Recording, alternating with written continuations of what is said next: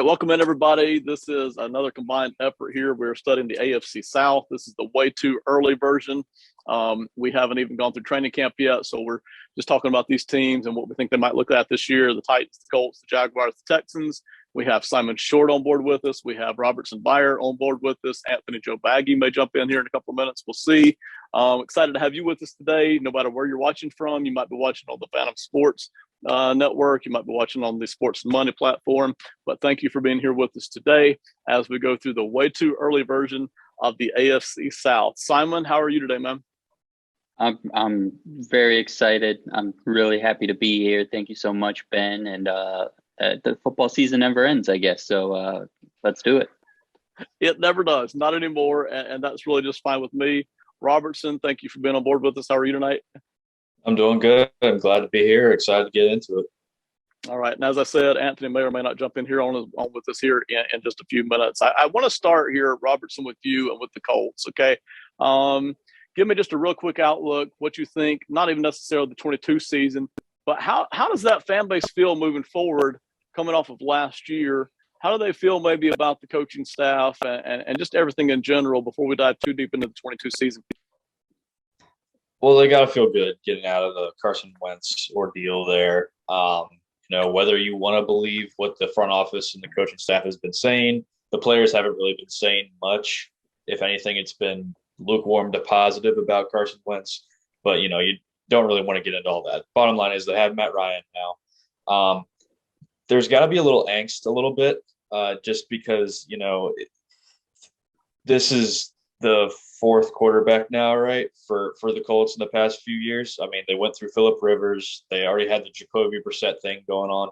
And now they had Carson Wentz. Now they got Matt Ryan, and they have Nick Foles now, which is just hilarious, honestly. I mean, that's just hilarious to me that they have Nick Foles right after Carson Wentz leaves. Like, I love that. That's fantastic. That is so petty Jim Irsay right there, and I love it. But I feel like the patience is wearing a little thin with this group, though, because if the Matt Ryan experiment doesn't work out, just kind of like how the other ones really did, they could be on the hot seat a little bit. I personally don't remember ever seeing a group of a front office, a general manager, and coach that I liked as much as I like this group, whose results have really kind of been this inconsistent. And I don't, I think a lot of it goes right back to what you said about the quarterback spot. I think if they had that more settled and locked in, I think the results would be a lot prettier. I actually really like Frank Reich as head coach, in spite of the way it ended last year. I guess it's Chris Ballard, I think, is the general manager there. In general, I like what he does as the general manager. And yet the results over the past few years have, kind of been, leaving you wanting more, to be quite honest about it. So we'll revisit them a little bit later in the program. Simon, the Jaguars. I'm almost afraid to ask here, but if you're a Jaguars fan, which you were not, by the way, but if you're a Jaguars fan, how are you feeling just in general, if you can forget the 2021 season moving forward? I mean, you have to feel good right now, right? I lost a lot of confidence as I was saying that. Listen, Urban Meyer's not your head coach, so that feels good. Doug Peterson is your head coach. The guy just won a Super Bowl not too long ago. But of course, I think we all remember probably more quickly kind of tanking that last regular season game, taking Jalen Hurts out of what was like a fun last few games of his rookie year, putting in a guy that I don't think's in the NFL right now, and pretty much tanking the season a couple years ago. But I think you have to feel good because in theory, there's nowhere to go but up. I mean, just look at them last year. They went from 1 win to 3 wins. That's good, right? Maybe they'll go up again this year. In all seriousness, you've got what should be a franchise quarterback going into his second year in the NFL. That's usually where things start going right, no matter how bad year one goes. You add a lot of young, exciting talent to the defense, which, has sneaky not been that bad throughout really this entire Jacksonville time. They just need more talent. The offensive line has some sneaky pieces that you like. Influx of skill guys. The main thing that I think, and I've said this before, that you want to see with any NFL franchise, whether you won 12 games, 15 games, or 2 games is if it ended poorly and it didn't go the way you want it, you at least want to see something different. And this team didn't try to just roll back out with what they had last year and said, you know what, Urban Meyer was the reason we lost 14 games. Those were all on him. The roster's good. We're just going to roll out, do the same thing with a new coach and see what happens and win, the same amount of games. No, they said, okay, we need to adjust this coaching situation because it's toxic. Nobody likes us. Our players don't even like us. But we're also going to go out and we're going to bring in a bunch of talented players. You can quibble with, the amount of money that they spent on them, but they brought in good football players, which this team desperately needed. And again, Trevor Lawrence had some nice moments last year that showed fans, even though overall it was disappointing, hey, his second year should be good. So I think right now, today, you probably feel good. Simon, we'll get back to you in just a second on the Tennessee Titans. We'll talk about them. That brings us, though, to the Houston Texans. I'm going to be a little down on Houston, and then I'm going to hand them a little bit of hope here. If I'm a Houston Texans fan, I'm exhausted. I'm embarrassed. I'm a little embarrassed. I'm a lot exhausted. I mean, the past 4 or 5 years for this franchise has not been fun. You've had a great quarterback there with Deshaun Watson, but then he's had a boatload of troubles off the field to come along with that. You've had a head coach who, at one point, not the current head coach, but the head coach they moved on from, seemed to really not be the guy who needed to be the general manager. And yet he was given almost complete freedom as general manager. You had other front office people who seemed at some point on some level to be involved in some really weird stuff. It's just been one thing right after another, from finances to draft picks to off the field issues for the Houston Texans. I'm exhausted. I almost feel like as if I've divorced somebody that was a really rough marriage, and now I've kind of married somebody else that, maybe not a lot of people would have picked to marry, but I'm at least hopeful that we can have some peace and quiet now, right? And we at least hope that we can move forward and have at least some decent competitive seasons if I'm a Houston Texans fan. And, oh, by the way, they've got a guy at quarterback named Davis Mills, who I think was 3rd, 4th round, something like that, out of Stanford a year or two ago. Is he the kind of guy who can carry the franchise? Probably not. But he showed a lot last season that at least gives you some hope that maybe we can be competitive with Davis Mills moving forward. So that's the Houston Texans. Robertson, am I overstating this with Houston? What's your feeling on Houston just at a glance here? No, I think you hit the nail on the head there. The bright spot, I feel like, is Davis Mills, which can be a little scary concerning he was, I think he was a 3rd round pick. So you're putting a lot of hope into a 3rd round pick quarterback. But I really like Davis Mills. I liked him coming out of Stanford. He showed some toughness, showed some grit last year. He showed the ability to be able to play in the NFL, at the very least as a backup. He's not going away, I don't think, anytime soon, unless he completely tanks this year. So I think that is their bright spot. I think he can carry them to a few wins more than probably maybe expected. But it is sort of a dumpster fire. And as a Washington Commanders fan, I know a dumpster fire when I see one, and Houston is a dumpster fire. Very well said. And I think that's enough for the Houston Texans for the moment, at least for their outlook. Anthony hasn't yet been able to jump in on with us. Simon, give us a quick glance for the Tennessee Titans. I want to ask you a question, Simon, before you do. I almost get the feeling with the Titans that they are a team who is tough, who is good, who is disciplined, who has a fair amount of talent, who in any season could theoretically win a Super Bowl, and yet they have the danger of never even making a Super Bowl at all, in spite of several good seasons in a row. What's your feeling on Tennessee, just general outlook? I think this is the year the Titans fans start getting a little bit nervous. Similar to what Robertson was talking about with the Colts, where it's like, okay, we've hit this so many times now. Eventually, we're going to run out of energy to keep hitting if we don't break through this wall. And I think at least the Colts have a lot of young pieces, and they're, changing out the quarterback every year to kind of keep things fresh. Tennessee, it feels like it's starting to get a little bit stale. And you saw that by the end of the year where, just last year in 2020, we were talking about Ryan Tannehill as a sneaky MVP type guy in the first half of the season. And now by the end of this past year, everyone's trying to trade him and cut him and do all this stuff. I think from a general point of view, where as a fan, you're probably a little bit nervous. Yeah, this team feels like they're banging on the door every single year because, they get out to hot starts. Derrick Henry has been just a monster. But this team is 20th in overall DVOA last year. They were 20th in offensive DVOA, 12th in defensive DVOA. So it's just not a very exciting team. The way they run their offense, especially since Arthur Black left, it just does not feel like it has really hummed, and it's kind of lost that sense of surprise that came in Tannehill's first year as a full-time starter. So just overall, it's a little blah. It feels like they've downgraded their roster a bit from last year, and you just kind of wonder, are they going to be able to keep going at it as hard as they've been over the last couple of years, in terms of, just beating you with physicality and toughness week in and week out over and over again, because that does get tiring. And, sometimes the voices in the room kind of fall on deaf ears, and whether it's the quarterback, whether it's the coach, whatever. Now I could be completely wrong, and they could put up another, 10-7, 11-6 kind of year. But eventually, you just know it's going to run out. So I think fans are wondering if this is going to be that year.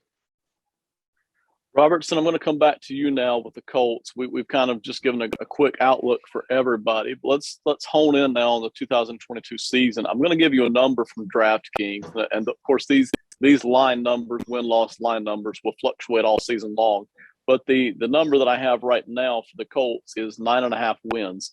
Are you taking the over or the under on that? And then just embellish a little bit on why. I'm going to take the over, but I think the line's right where it needs to be, because I think this is a 10-win team. Because the difference between Carson Wentz and Matt Ryan is, if you believe all the rumors, his leadership and maybe a little less arm strength for Matt Ryan. He's also less mobile than Carson Wentz is, or that Carson Wentz can be. But you're also adding a lot more pieces to the offense that Carson Wentz didn't have last year. They had a very strong draft. They had a lot of weapons. I love Alec Pierce. He was their pick in the second round. Watching quarterbacks for the draft, you watch Desmond Ridder, Alec Pierce keeps coming up every highlight. So I loved Alec Pierce coming out. I think he's going to be a nice piece to go with Michael Pittman Jr. They also added a tight end out of Virginia.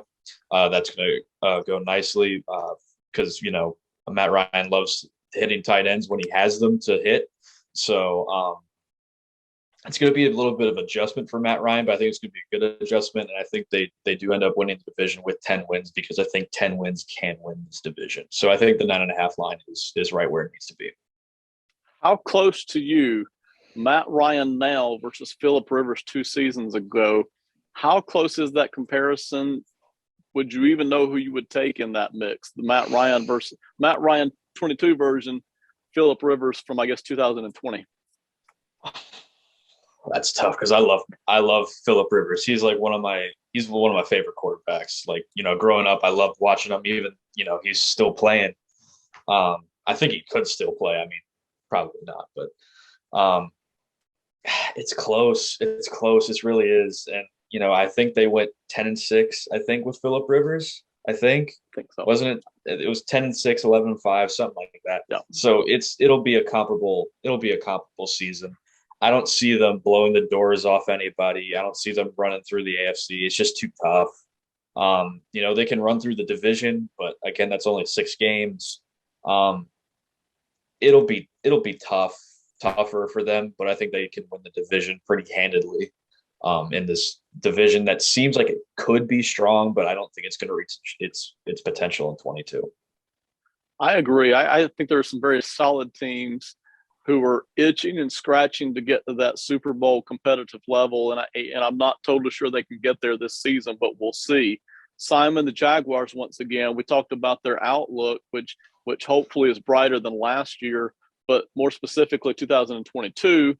I've got an over-under number for you of 6 wins from DraftKings. Of course, that number will fluctuate. Would you be more inclined to take the under or the over on that if you're a Jaguars analysis? And I had them at 6 wins. You can't do that to me. Go find something that says 6.5. First of all, I need to correct myself from earlier. Falcons head coach is Arthur Smith. My bad, everybody that now hates me. Second of all, So 6 wins. I mean, I'm gonna take the under. I looked at the Jags are playing. The whole AFC South is playing the AFC West this year and the NFC East. So that's 8 games are those two divisions. 6 games are within their division. I had them sitting at 2-4 in their division, 2-2 in the NFC East, 0-4 in the AFC West, essentially. The last 3 games are against the Ravens, the Lions, and the Jets. You would like to think 2-1 is in the mix. 0-3 is also in the mix very, very easily. So I'm going to, if I have to pick one of those, 5 wins or 7 wins, I'm going to go under with 5 wins. I think this team will play a lot better than where they were last year. I mean, this team was bottom in pretty much everything you could be bottom in last year. I think they will look a lot better. I think Trevor Lawrence is going to look a lot better. I think they'll at least be competitive and fun to watch. But if you had to gun to my head, 5 wins or 7 wins, I'm going to say 5 all day for this team. I agree. And there's almost no way that it can be worse than last year, all things considered. But there's just no way I'm taking the over on 6 wins looking at the Jacksonville Jaguars. That brings us back around to the Texans. And we already talked about their outlook for them, but more specifically for 2022, the Texans have an over-under of 4.5 wins. And for me, that's a little tempting. I still think the Texans are going to be one of the worst teams in football this year. I think there's going to be quite a bit of competition for the worst team in football this year. We won't mention the other teams right now, but I think that 4.5 is just about right. I'm very tempted to take the under on that. Do I like Davis Mills at quarterback? And do I think he makes them competitive? Yeah, I do. But they are, unless they beat the Jaguars twice, I'm not totally sure where they're going to get a lot of their other victories this year. I think they're going to struggle to beat the Titans at all this year. I think they're going to struggle to beat the Colts. They're going to struggle to beat anybody in the AFC West. They're going to struggle with the teams. I think you said in the East, Simon, for them to do any of this. And so I've got the Texans probably under 4.5 here on the Houston Texans, but I think they are very much in a transition stage. And I don't think that they're yet in the mood to be doing a lot of winning yet. So I've got the Texans under 4.5. Robertson, what about you? If you're looking at the Texans at a glance, 4.5 wins, where would you put that over under? I think Robert's still having some technical difficulties. We'll get back to him in just a second. Simon, if you want to, for just a second, then talking about the Titans, we've got them at 9.5 wins from DraftKings. I think that's identical to what the Colts were. I think that's about right. But would you pick the over or the under on that? Looking at Tennessee. Oh man, I think I would go under. I think there's a world they go over and they're the same team that they've been over the last few years. But I look at this team and I look at the other teams in their division and across the league, and I just don't see how they got better. Now, of course, they were a 12-win team last year, but it definitely felt fake a lot of the way, especially by the end of the season being a 12-win team. I think I would go under. Again, I think they would be very competitive in all those games. I think they would be tough. I think they'll be a tough out. But I think it's much more likely this team goes 9-7 than is a double-digit win team again. So I'm going to go under for Tennessee. Nobody will ever say this. Not a fan, not anybody in the coaching staff, certainly. But deep in the bowels of the stadium where the front office meets, I wonder if you're on the Titans, I wonder if they're not looking past 2022 just a little bit. They went ahead and drafted Malik Willis, not really because they wanted him. They could have had him in the second round or the first round. They didn't do it. But he's sitting there in the third round. They go ahead and take him. Now, Ryan Tannehill's here for probably another year or two just because of the money. The dead cap is so huge. I don't think Tannehill's going anywhere for a season or two. But you do see the explosiveness that Malik Willis potentially brings. And then they let go of A.J. Brown. Again, we could debate why, but they did. And they went ahead and drafted Treylon Burks. You can see themselves, at least at a glance, positioning for 2023, 24, maybe when some of these other AFC teams aren't quite so much all in like they seem to be right now this year, and some of those cap hits start to hit some of the AFC teams. Simon, do you see it that way? Do you think Tennessee could be even better in 23 and 24 than maybe they are right now? Yeah, I think you look at this team's roster, and because you think of they've been around in this iteration for so long, you think they're this like old team, like this veteran team that's like kind of at the end of the rope. But then you look at their best players, and I mean, we can go as rudimentary as literally just looking at names and ages. But Kevin Byard, they're all pro safeties, 28. Harold Landry, linebacker, 25. They have a bunch of really nice young cornerbacks that I really like. Jeffrey Simmons is 24. You just mentioned they go 4 years younger at wide receiver in Treylon Burks. Taylor Lewan is a guy that seems like he might be at the end of his heyday.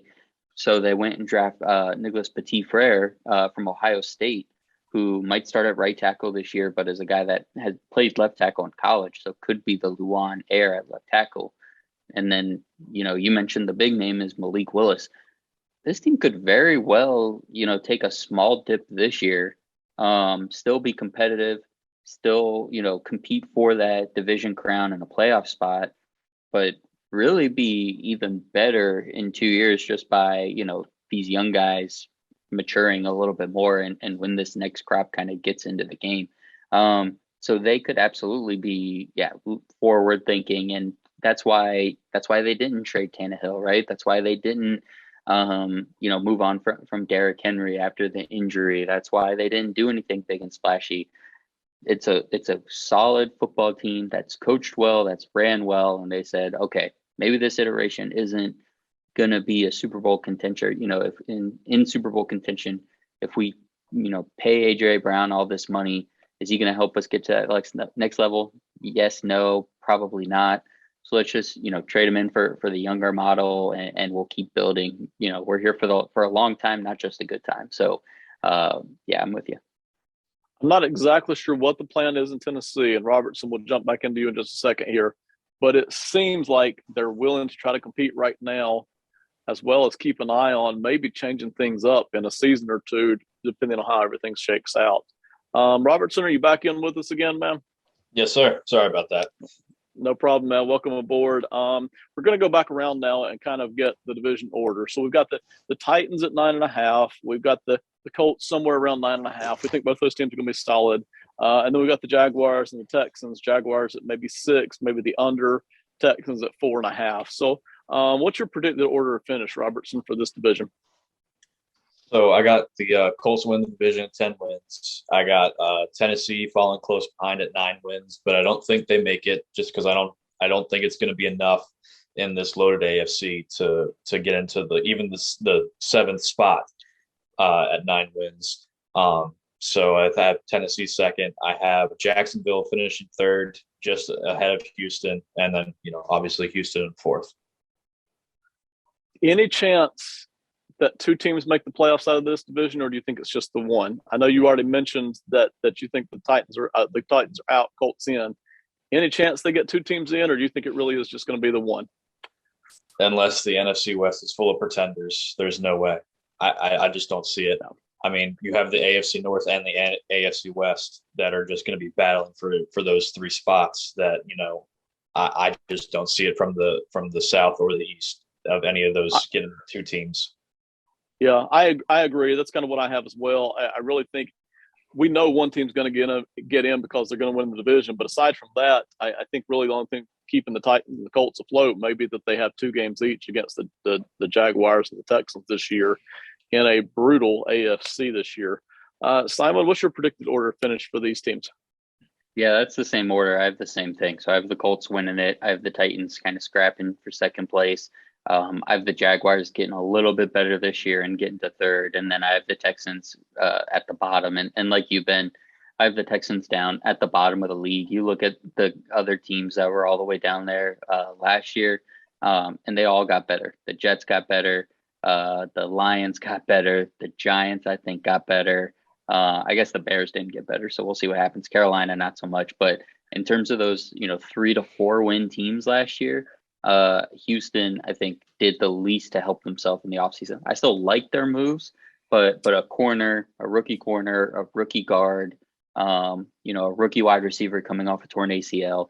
I like all of those players, and I think they'll be good NFL players, but I don't think they're guys that come in and change your franchise and turn it around immediately right away. So I think they're still going to be that, 3-4 win, 2-win kind of team.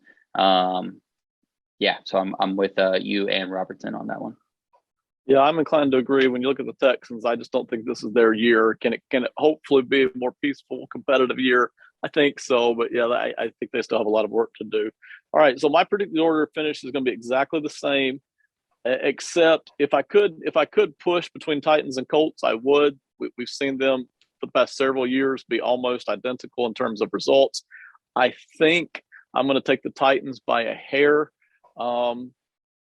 But that's only by a hair. That's really the only difference that I'm going to make there. I think basically we kind of have a good feel for this division. Guys, I appreciate it. Thank you so much for being on with us tonight. Simon, I'm start with you. Tell everybody where they can get your content. I know you're in several different places, so just give them a brief lowdown on that. Yeah, totally. Thank you again, Ben. So everybody can follow me on Twitter at Simon_Shortt. That's Short with 2 T's. That's where I put all my content out. Written stuff is on fantomsportsofficial.com, covering the NFL and the WNBA over there. And I'm on this YouTube channel, one of these YouTube channels. I don't know, just go on YouTube, Sports and Money Pro Football GM or Fantom Sports. And also my podcast is the Simon Shortt Podcast on Apple and Spotify. So check it out.